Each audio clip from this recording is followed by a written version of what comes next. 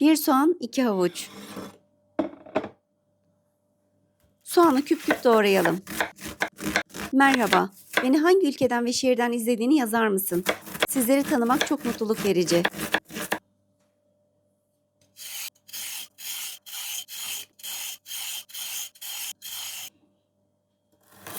Havuçların kabuklarını soyup doğrayalım. 2-3 yemek kaşığı zeytinyağı. Soğanları ekleyelim ve soğanlar yumuşayana kadar kavuralım.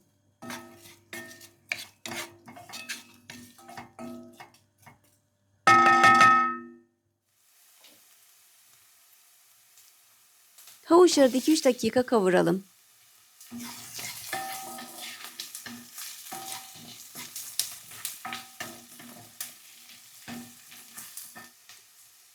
...250 gram tavuk göğüs eti...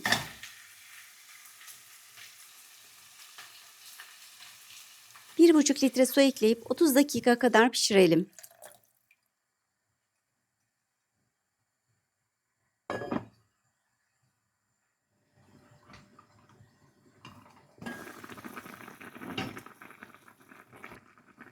Tavuğu içinden alalım ve parçalayalım.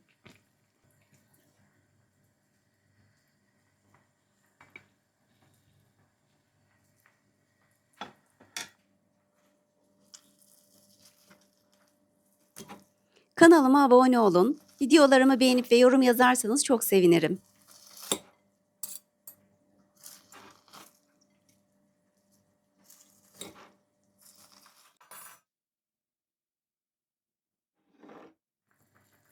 ...200 gram brokoli... ...200 gram karnabahar... ...2 diş sarımsak...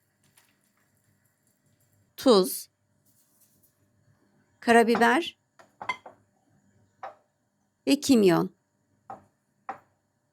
En sonunda tavukları ekleyip 10 dakika daha pişirelim.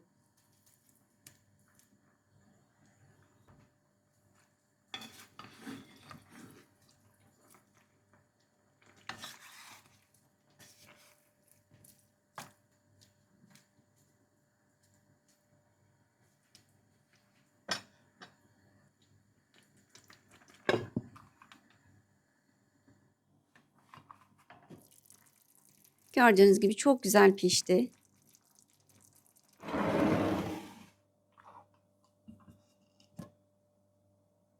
Protein, mineral ve lif dolu bir çorba oldu.